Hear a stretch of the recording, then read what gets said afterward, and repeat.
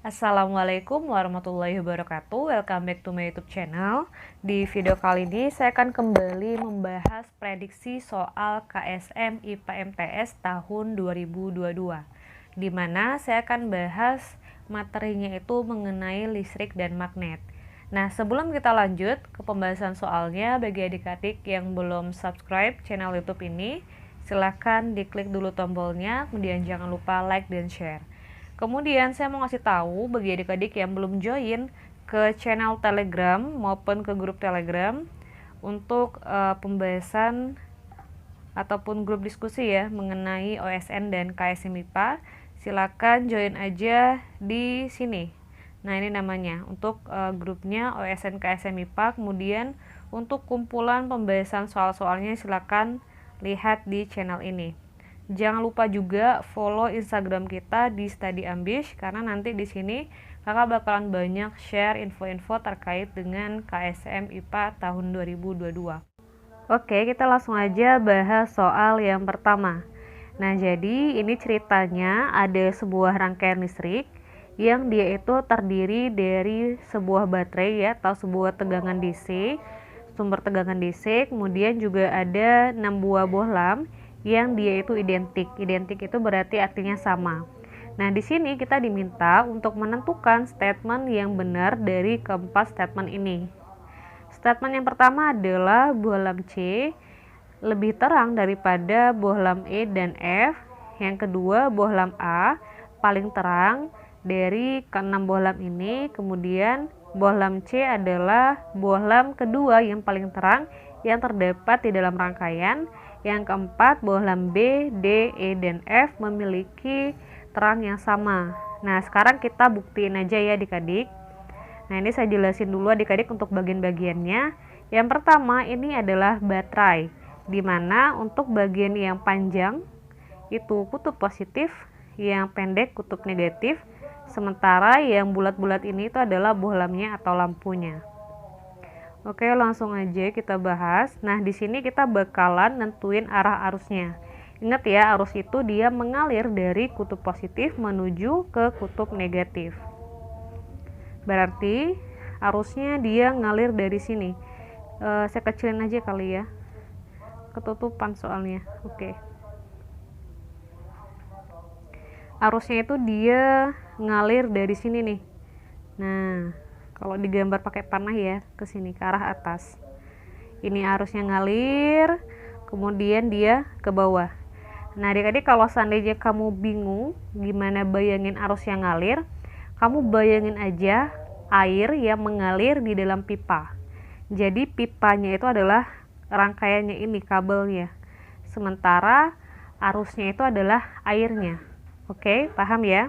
Karena banyaknya arus yang mengalir di lampu A itu sama dengan banyaknya arus yang mengalir dari baterainya, maka nanti bohlam A atau lampu A itu dia memiliki nyala yang paling terang, sehingga statement yang kedua ini benar.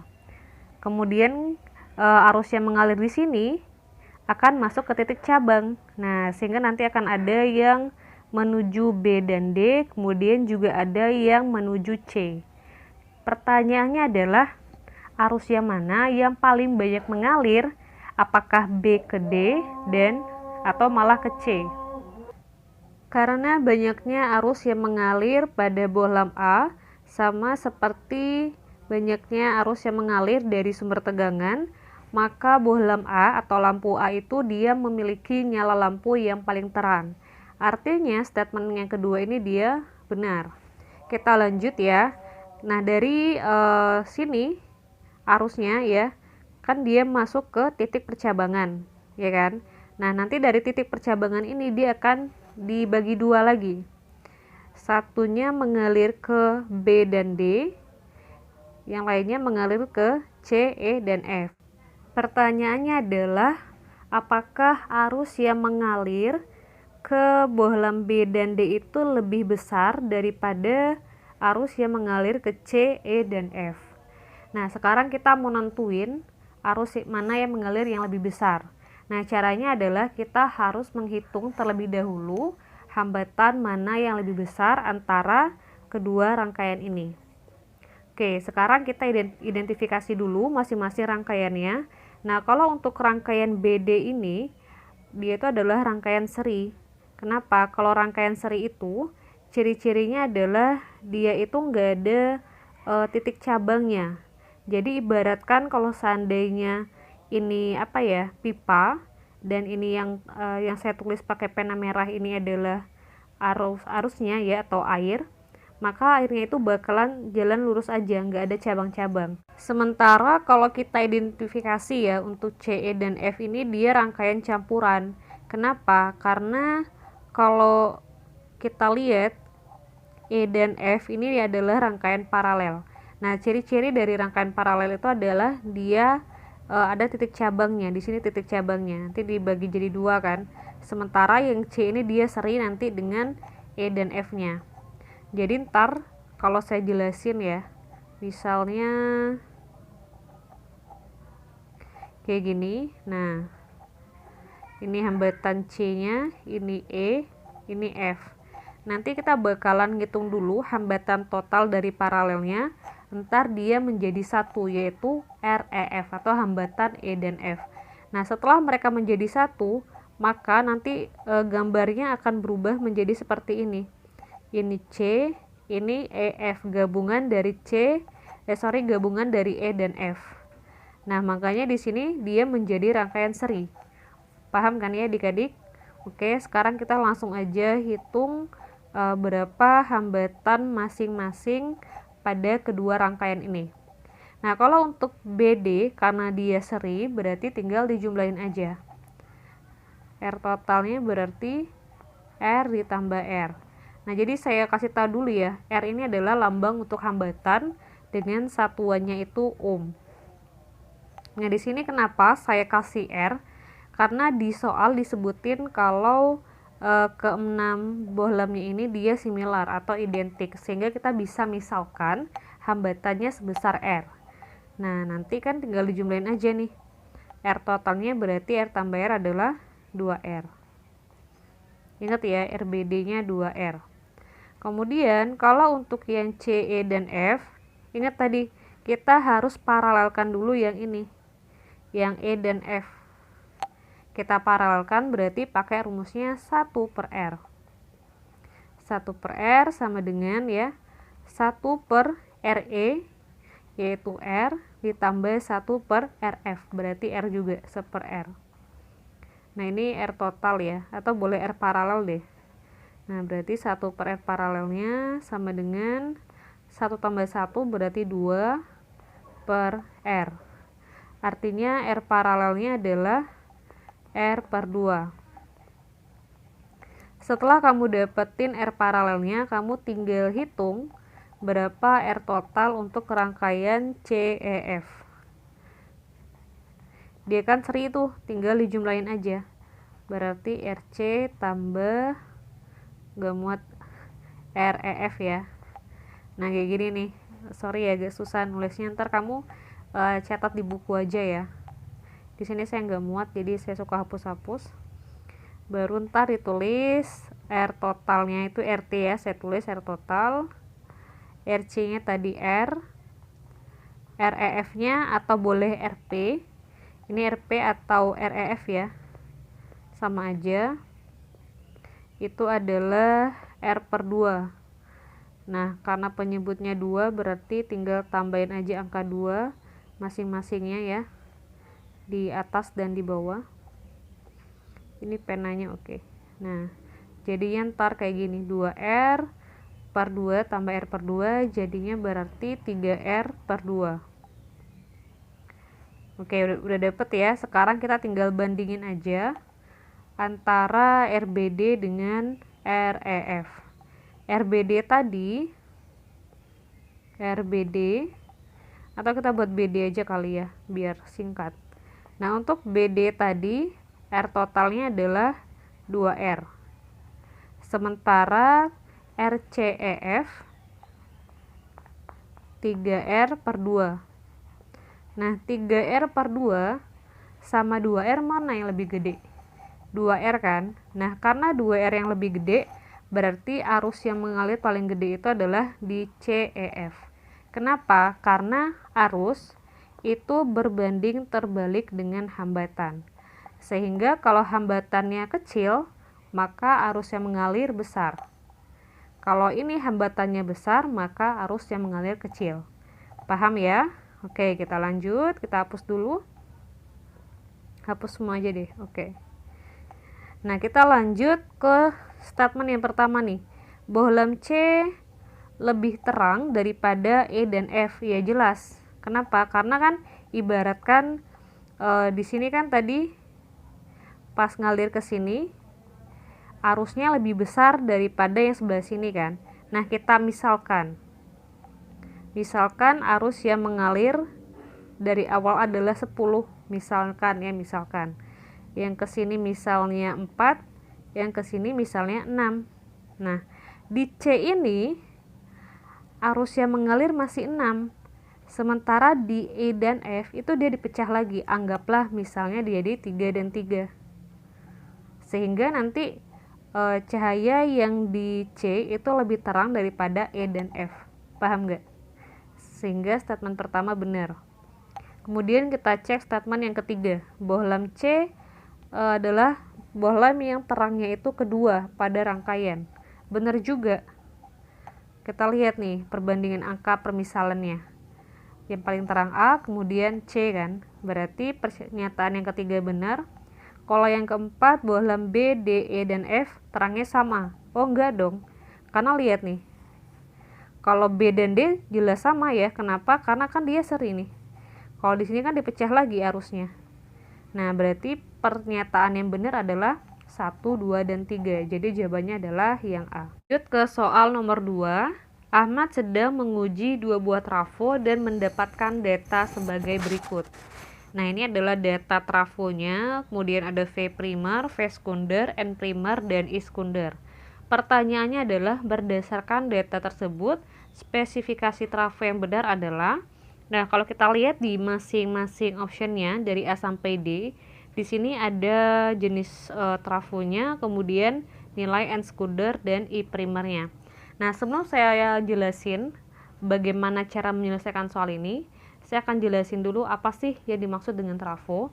Nah, jadi trafo itu adalah salah satu alat listrik ya yang berguna untuk menaikkan ataupun menurunkan tegangan. Yang menaikkan tegangan namanya step up. Mana nih? Step up. Sementara yang menurunkan tegangan namanya adalah step down. Jadi baik step up maupun step down dia itu memiliki ciri-ciri. Cuman kalau saya pribadi itu lebih suka melihat ciri-ciri dari V sekunder dan V primernya.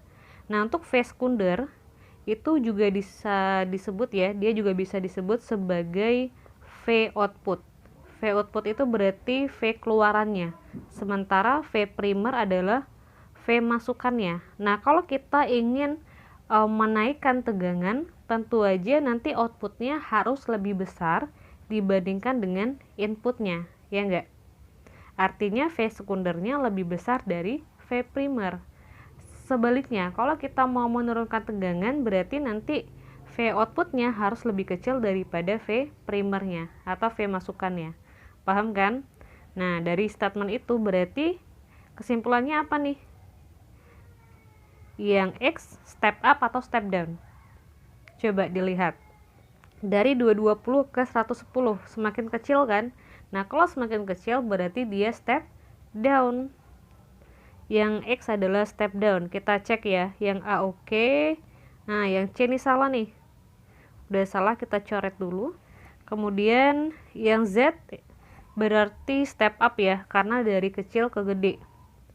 Z oke. Nah, ini salah. Berarti optionnya antara A dan D. Nah, sekarang kita mau ngitung berapa nilai N sekunder dan I primernya. Cara menghitungnya kayak gini. Kamu bisa gunain persamaan Vp per Vs sama dengan Np per Ns. Di sini kamu tinggal masukin aja Vp untuk trafo X. Nah, jadi kita hitung yang X dulu ya. Jadi masukin data sepanjang ini nih. Masukin Vp-nya 220, kemudian Vs-nya 110, Np-nya 400 dibagi Ns yang kita cari. Lalu tinggal kamu coret aja nih Di sini dicoret ya, dapatlah 2 kan. Nah, kemudian jadinya NS sama dengan 400 bagi 2 yaitu 200 lilitan. Lanjut kita cari I primernya. Nah, untuk menghitung I primer, di sini kita bisa gunain persamaan ini. VP per VS sama dengan IS dibagi dengan IP. Masukin ya, VP per VS-nya sama kayak tadi, IS-nya masukin 4 dari sini. Bagi IP, ini juga sama. Tinggal dibagi aja dapat 2, sehingga IP-nya 4 bagi 2 yaitu 2 ampere. Oke, kita lanjut. Untuk yang trafo Z, caranya juga sama ya, jadi nggak perlu saya jelasin kali ya. Nah, tinggal persis sama. Jadi saya mau jelasin dulu nih adik-adik, sebenarnya untuk rumus ini dia nggak selalu 2 kayak gini. Ini kamu pelajari sendiri ya, saya jelasin rumusnya aja deh. Oke, kita lanjut. Ini saya hapus dulu. Oke. Nah, jadi untuk menghitung baik nilai NS maupun IP, kamu tuh nggak harus menggunakan persamaan ini. Jadi kayak gini. Persamaan ini ya, asalnya tuh kayak gini. VP per VS sama dengan NP per NS sama dengan IS per IP. Nah, jadi kalau seandainya kamu menghitung NS nih, kamu menghitung NS tapi menggunakan persamaan yang ini, itu boleh-boleh aja, dengan catatan IP-nya kamu harus tahu. Paham nggak? Jadi nanti penggunaan rumus tergantung data yang diketahui dari soal. Nah, kebetulan di sini IP kita nggak tahu berapa, NP juga nggak tahu, makanya persamaannya digunakan untuk menghitung NP adalah VP per VS dengan NP per NS. Jadi istilahnya VP per VS itu menjadi rumus utamanya, karena dia datanya yang paling lengkap. VP dan VS yang ini. Paham kan? Oke, kalau udah paham kita kembali ke optionnya yang mana. Nah, yang ini salah ya, karena dia kalau kita lihat di optionnya yang A itu 1,5 ampere. 200-nya benar kan tadi? 200-nya benar, ininya 1,5, salah, harusnya dia 2 ampere. Nah, kalau yang ini 2400 dengan 8 ampere. Mana nih? Nah, ini ya 2400 sama 8 ampere. Makanya jawabannya adalah yang D. Oke, kita lanjut. Soal nomor 3. Pada ruang utama dan serambi Masjid Baitul Makmur Kota Malang dipasang 10 buah lampu. Ditandain ya adik-adik, 10 buah lampu warna hitam aja deh. Warna merah. 10 buah lampu. Kemudian dayanya masing-masingnya adalah 20 watt, digunakan 10 jam per hari. Kemudian ada pengeras suara 2000 watt, bekerja rata-rata 2 jam per hari. Di sini ada tarif, tarif energinya per kWh itu 1000. Yang ditanyakan adalah biaya pemakaian energi listrik per bulan itu berapa. Nah, kalau kamu ngerjain soal yang kayak gini, saya saranin pakai tabel, itu lebih enak. Tulis alatnya apa, ada 10 buah lampu kan tadi, tulis, kemudian dayanya berapa. Nah, ini kan dia 20 watt. Karena dia ada 10 buah lampu, berarti total wattnya adalah 20 dikali 10, berarti 200. Nah, di sini durasi pemakaiannya. H ini maksudnya hours, berarti jamnya. Di sini kan dia sebutin berapa? 10 jam, makanya saya tulis di sini 10. Nah, total pemakaiannya untuk watt hours itu tinggal dikali aja. 200 dikali 10 dapatnya adalah 2000. Nah, sama nih kayak sound system. Sound systemnya atau pengeras suaranya cuma 1. Berarti tulislah 1. Dayanya adalah 2000. Tulis di sini 2000. Nah, di sini nggak perlu kita kali lagi. Kenapa? Karena kan 1 kali 2000 2000. Oke ya. Nah, di sini dia digunakan 2 jam per hari, berarti tulis 2. Totalnya berarti 2000 dikali 2. Nah, ini lupa saya tulis nih. Nah, makanya dapatnya 4000. Nah, total yang di bawah sini itu tinggal dijumlahin aja adik-adik. 4000 ditambah 2000, dapatlah 6000 kan. 6 watt hours.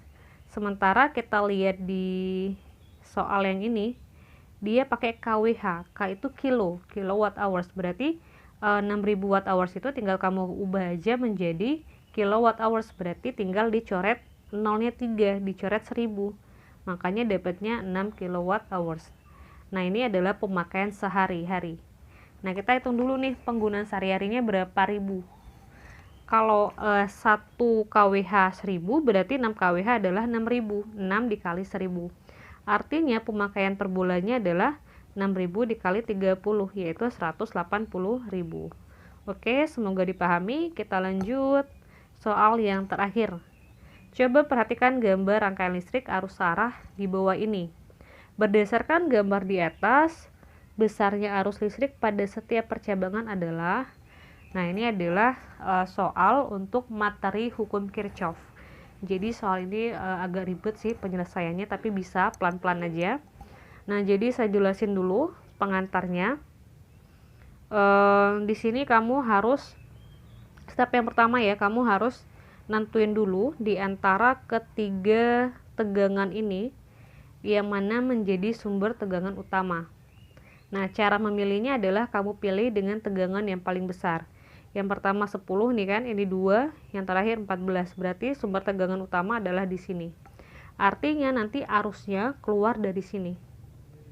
Oke ya. Arusnya ntar dia keluar dari sini.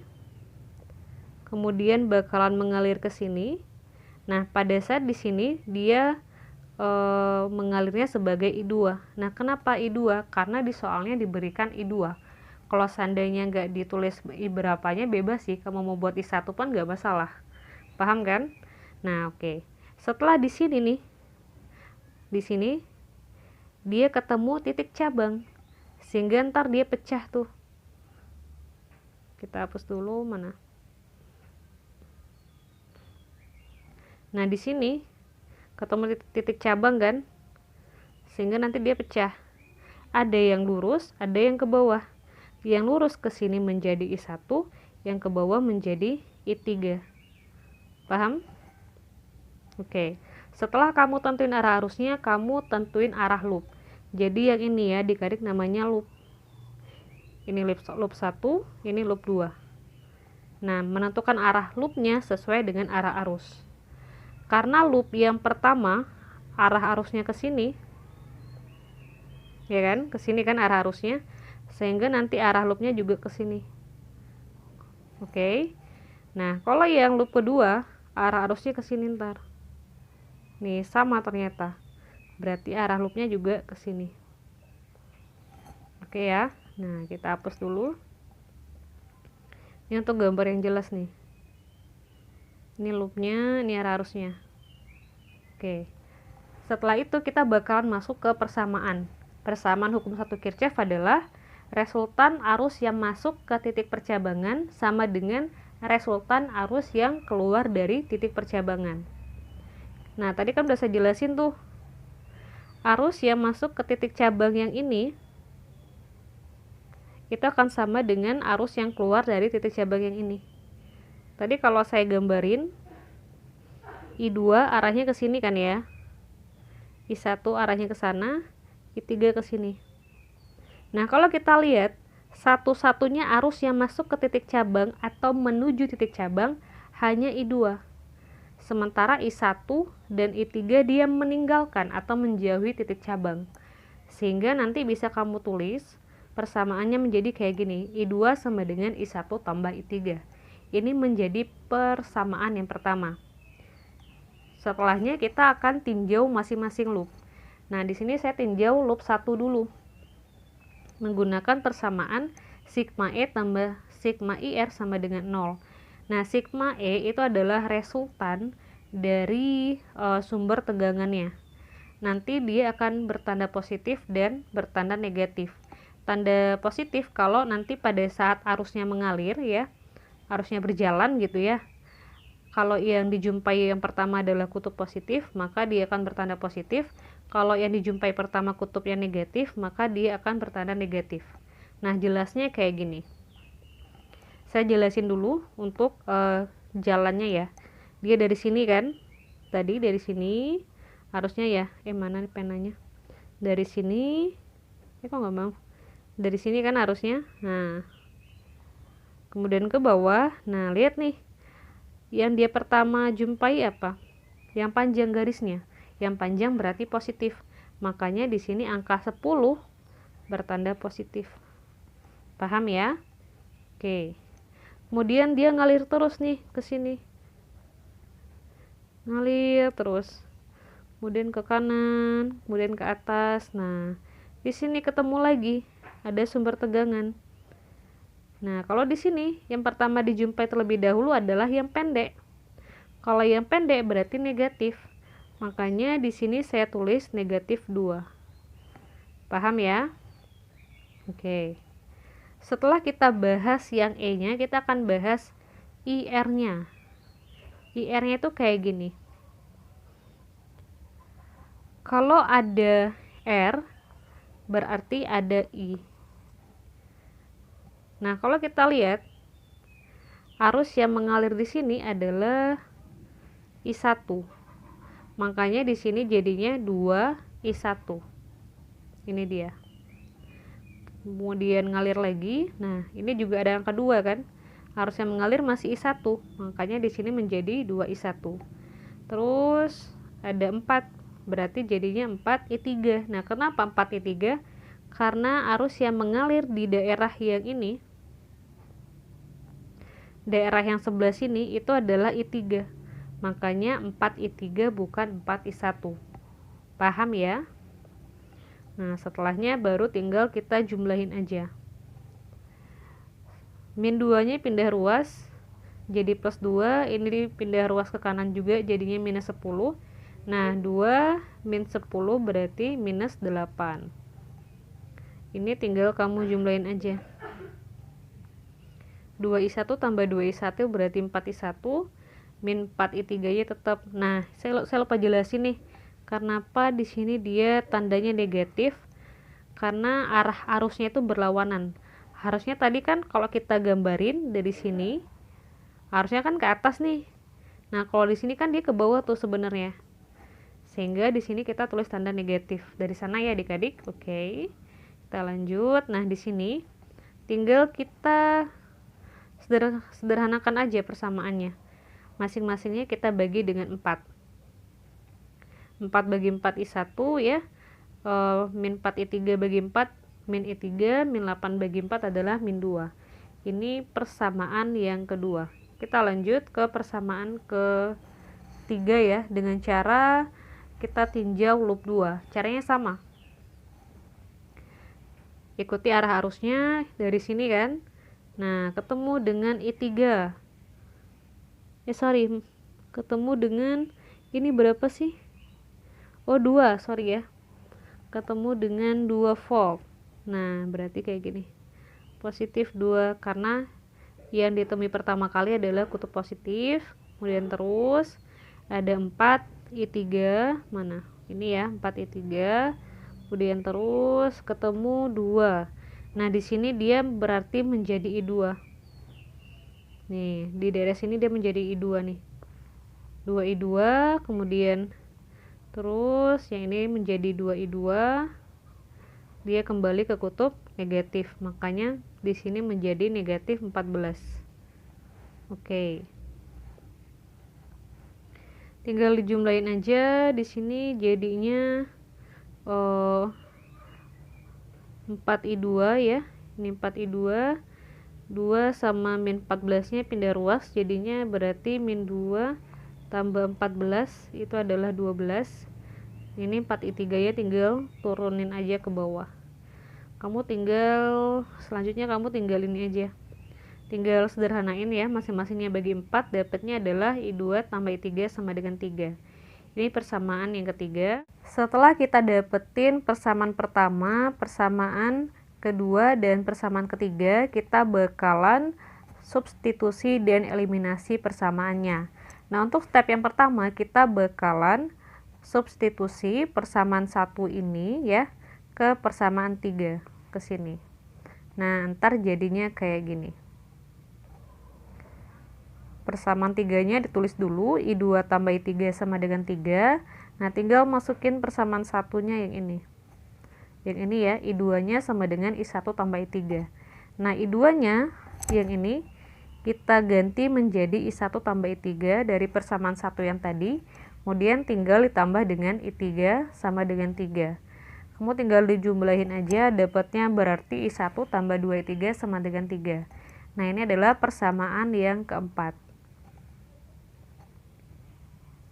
Kita lanjut, eliminasi persamaan 2 dan persamaan 4. Persamaan 2-nya adalah I1 kurang I3 sama dengan min 2. Persamaan 4-nya I1 tambah 2I3 sama dengan 3. Nah, di sini karena kita mau mengeliminasi I1, maka dia dikurangi. I1 kurang I1 berarti 0 ya. Kemudian min I3 dikurang 2I3 berarti min 3I3. Lalu min 2 dikurang 3 adalah min 5, sehingga I3 nya adalah 5/3 ampere. Selanjutnya kita akan cari I2 dari persamaan ini ya, I2 tambah I3 sama dengan 3. Nah, masukin aja I3 nya 5/3, berarti I2 nya adalah 3 dikurang 5/3, dapatnya adalah 4/3 ampere. Terakhir tinggal cari I1 nya aja. I1 nya adalah I1 tambah 2I3 sama dengan 3. I1 tambah 2 dikali I3, 5/3 ya, masukin ke sini sama dengan 3. Kemudian kamu tinggal kali aja, jadinya kayak gini. I1 ditambah 2 kali 5 berarti 10/3 sama dengan 3. Nah, I1 nya berarti 3 dikurang 10/3. 3 dikurang 10/3. Nah, karena dia penjemputnya per 3 nih, berarti masing-masingnya tinggal kaliin 3 aja. 3 kali 3 kan 9 ya, berarti jadinya adalah 9/3. Dikurangin dapatnya adalah min 1/3 ampere. Nah, jadi jawabannya tepat itu adalah yang C. Yang ini. Oke, sekian dulu pembahasan video kali ini. Terima kasih. Wassalamualaikum warahmatullahi wabarakatuh.